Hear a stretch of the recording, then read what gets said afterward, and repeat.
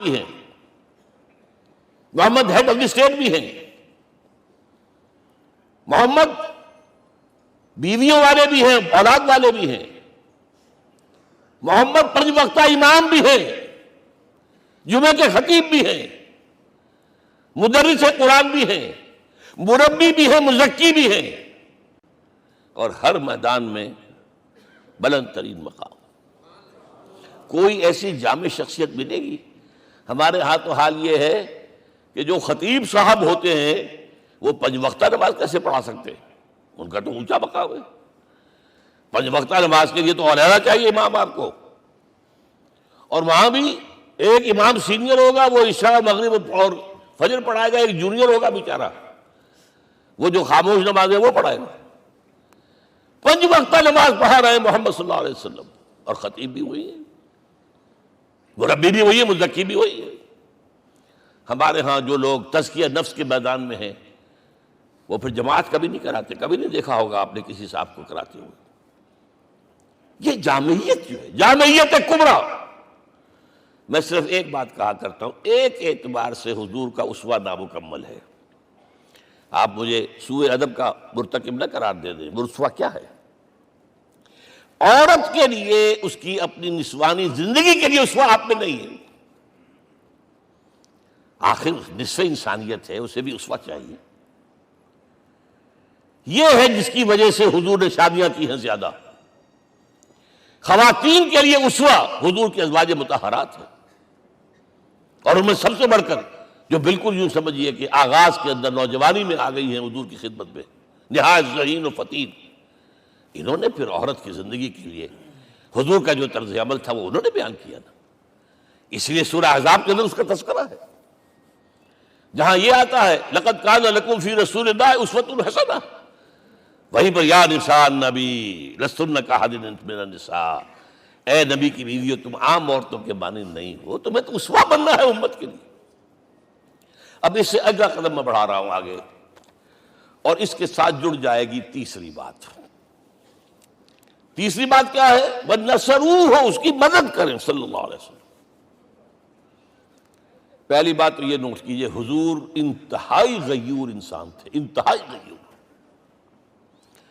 یہ کہا جاتا ہے کہ اگر حضور گھوڑے اس میں سوار ہوتے تھے اونٹ پر، اور آپ کا کوڑا نیچے گر گیا تو آپ یہ کسی سے نہیں کہتے تھے کہ ذرا یہ میرا کوڑا مجھے پکڑا دینا، یہ بھی گوارا نہیں تھا۔ آپ اونٹ بٹھا کر نیچے اتر کر اپنا کوڑا خود اٹھاتے تھے۔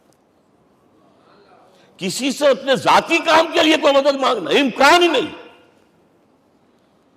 بلکہ ایک واقعہ تو وہ ہے جب بھی میں تذکرہ کرتا ہوں میری آنکھوں میں آنسو آ جاتے ہیں۔ یہ ہجرت کے وقت کا واقعہ ہے۔ آپ کو معلوم ہے حضور نے تمام مسلمانوں کو مکے سے جانے کی اجازت دے دی، چلے جاؤ مدینے، چلے جاؤ مدینے، آپ خود تھے موجود، اس لیے کہ رسول اپنے مقام کو نہیں چھوڑ سکتا وداؤٹ ایکسپریس پرمیشن فرام اللہ سبحانہ وتعالی۔ اب حضرت ابوبکر پوچھ رہے ہیں حضور اجازت آ گئی؟ نہیں آئی، آ گئی نہیں آئی، دن گزر رہے ہیں۔ حضرت عائشہ کی روایت ہے ایک روز ہم نے دیکھا دوپہر کے وقت آ رہے ہیں حضور، کپڑے سے اپنا سر جو ہے ڈھانپا ہوا ہے۔ عرب میں دوپہر کے وقت وزٹ کرنا جو ہے یہ ان کے خلاف دستور ہے، ان کی تہذیب کے خلاف ہے، یہ قیلولہ کا وقت ہوتا۔ تو حیران ہوئے، آتے ہی فرمایا ابوبکر ہجرت کی اجازت ہو گئی۔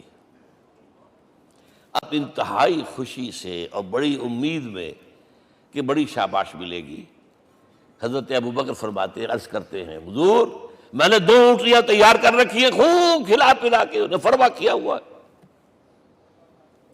یہ ہجرت میں ہمارے کام آئے گی۔ حضور تھوڑا سا توقع فرماتے ہیں، پھر کہتے ہیں اچھا ٹھیک ہے، ایک میں استعمال کروں گا لیکن میں اس کی قیمت ادا کروں گا۔ حضرت ابوبکر رو پڑے، حضور مجھ سے یہ مغایرت، سائے کے تناب کے ساتھ رہنے والا، اس سے یہ مغایرت، ذرا سے اشارے پر اپنی کم سن بیٹی پیش کر دی نکاح کے اندر، اس سے یہ مغایرت، رو پڑے۔ لیکن حضور کی اپنی غیرت تھی، میں قیمت دوں گا۔ اب بتائیے مدد کا کے لیے درکار تھی؟ مدد تھی ان کے مشن کے لیے. مشن 2 حصوں میں تھا. اس کو جانیے. آج کچھ علمی باتیں آ رہی ہیں. حضور کے مشن کے 2 حصے. ایک ابتدائی جو تمام انبیاء اور رسول کا تھا. ایک تکمیلی جو صرف محمد کا صلی اللہ علیہ وسلم. ابتدائی کیا ہے؟ اللہ کی طرف دعوت، تبلیغ. جو دعوت قبول کر لیں ان کے لیے بشارت، بشیر کہ تمہارے لیے آخرت میں جنت ہے، نعمتیں ہیں. رد کر دیں ان کے لیے نذیر، خبردار کرنے والے، جہنم کے لیے تیاری کر لو. داعی اللہ، اللہ کی طرف بلانے والے. سراجا منیرا، روشنی کے چراغ. یہ حیثیتیں مشترک ہے تمام انبیاء کرام.